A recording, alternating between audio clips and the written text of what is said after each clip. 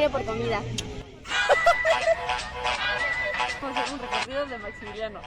¡Ay, espera!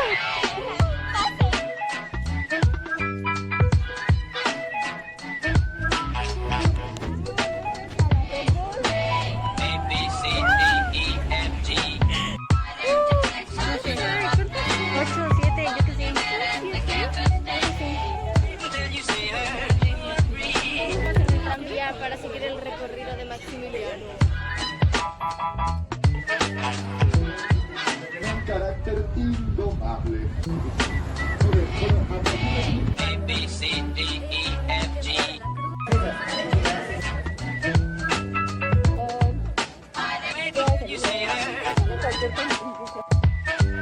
Estamos en el Cerro de las Campanas. ¿Quién fue Maximiliano? Fernando Maximiliano José de María Habsburgo nació en Viena, 6 de julio de 1832. Fue un noble político y militar, austriaco-mexicano. Maximiliano era un archiduque de la Casa de Habsburgo, hermano del emperador Francisco José I de Austria, y su esposa fue Carlota de México. Fue un hombre de ideas liberales, llamado al trono de México por el Partido Conservador. Sin embargo, formó un gabinete de liberales moderados y reanimó las leyes de reforma proclamadas por Juárez, como la libertad religiosa y la separación de Iglesia y Estado. En fin, esta es una pequeña introducción, pero más adelante les hablaremos más de él. Pero primero, ¿qué vamos a hacer? Hoy vinimos al centro de Querétaro para visitar sus lugares más interesantes, históricamente. Aprenderemos mucho sobre esta ciudad y también estudiaremos a fondo a Maximiliano de Habsburgo y su estadía en esta ciudad. Bueno, hay que comenzar.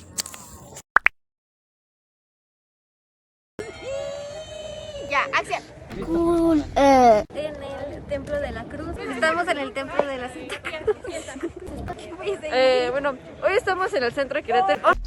La guía nos llevó a lugares muy interesantes dentro del convento. Uno de ellos fue visitar el árbol que trajo el fray Antonio Margil, que es muy popular y famoso en Querétaro por sus ramas en forma de cruz.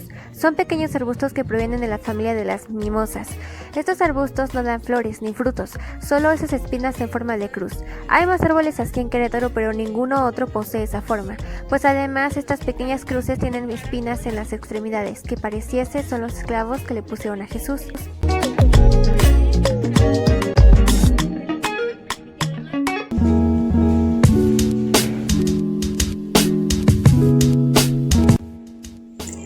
Este que están viendo se le conoce como el Cristo baleado, que los militares practicaban su tiro en ese lugar. Si se dan cuenta, tiene impactos de bala. No hay datos de quién lo pintó y no ha sido restaurado. De hecho, hay unos trazos inconclusos debajo de sus pies que representan a una ciudad. No se sabe con exactitud cuál, pero se dice que se trata de Valencia, de donde ellos venían. Y, si observas bien, incluso en los fantasmas, a un lado de la costilla derecha de Jesús se observa un rostro. En la cabra no se alcanza a apreciar muy bien, pero si algún día visitan el convento, fíjense en ese detalle.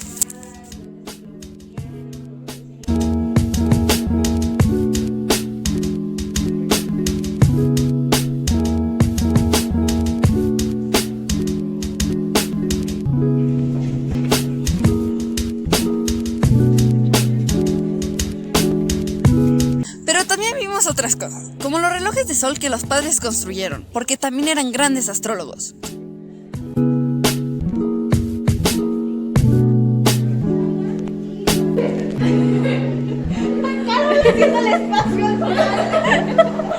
La cocina del convento, que en sus apogeos atendía hasta 100 frailes.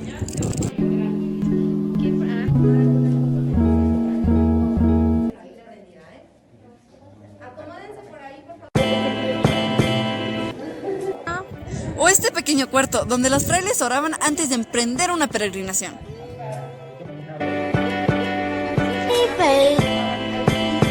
O esta ventana que contiene agua pluvial, que es un captador que se llama aljibe, que es lo que nosotros conocemos como cisterna y al que tienes acceso para asomarte.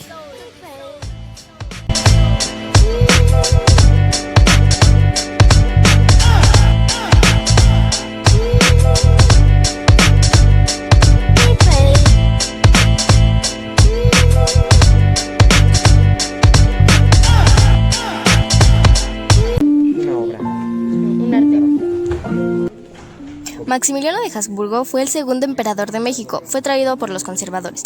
Lo hacen porque Juárez estaba haciendo negocio con Estados Unidos. Max llega con la intención de hacer en México una monarquía.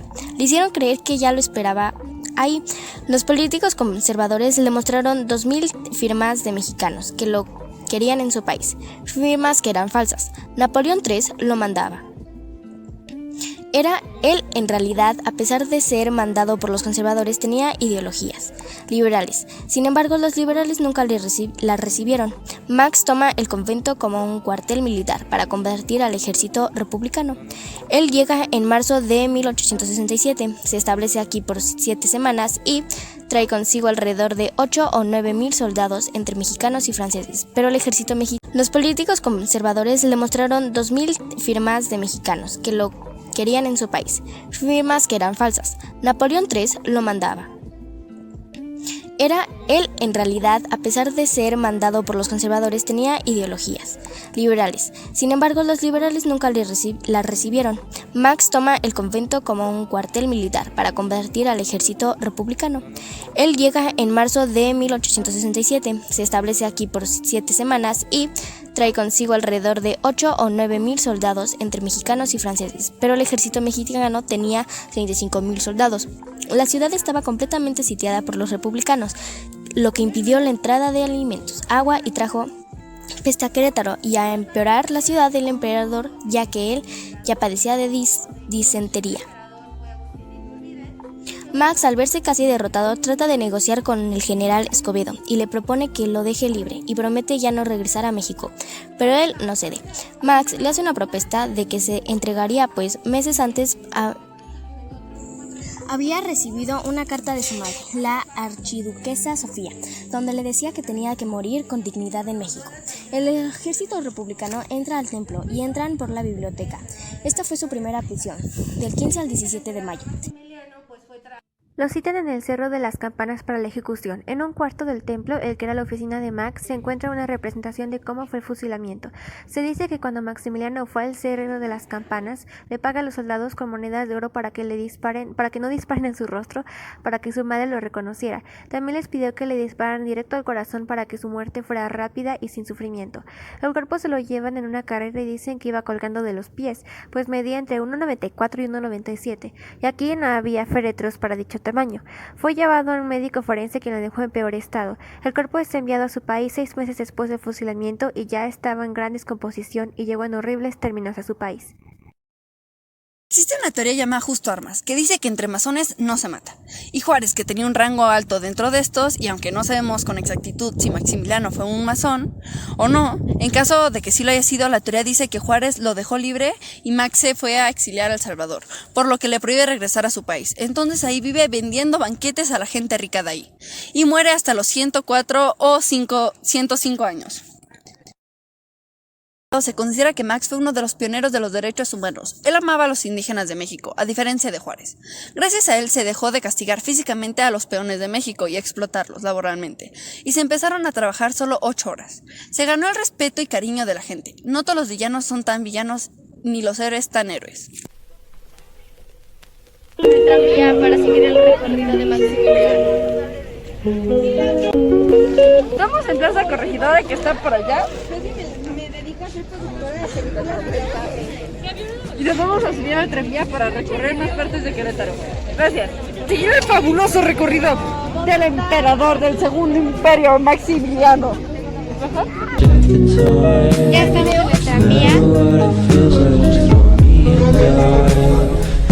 Posterior a nuestra visita al convento, tuvimos nuestro recorrido en tranvía.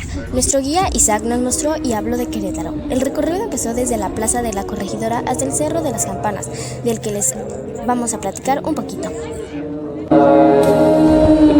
Ella era la esposa de... Ya se dieron cuenta, después de nuestro recorrido por Querétaro, llegamos al Cerro de las Campanas. Como ya saben, en el Cerro de las Campanas se lleva a cabo el fusilamiento de Maximiliano. Por favor.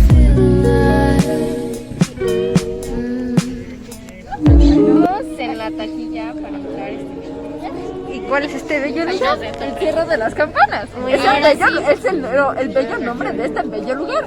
Muy bien. Como puedes ver, aquí está todo bello y verde. Y una maestra pagando entradas. Estamos en el Cerro de las Campanas y se llama Cerro de las Campanas porque aquí hay muchísimas rocas y si golpeas una con otra suena parecido a una campana. Justo en la capilla que pueden observar fue donde cayó muerto Maximiliano. La archiduquesa Sofía mandó a construir la capilla en honor a su hijo Maximiliano después de su muerte.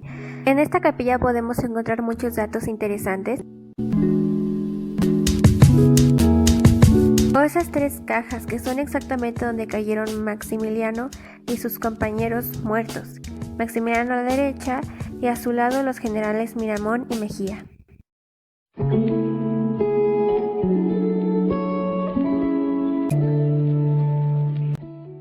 El último lugar al que visitamos fue el Museo de Restauración de Querétaro y aquí había una exposición precisamente de Maximiliano y de muchos otros documentos y cosas que tenían que ver con este conflicto que hubo entre liberales y conservadores.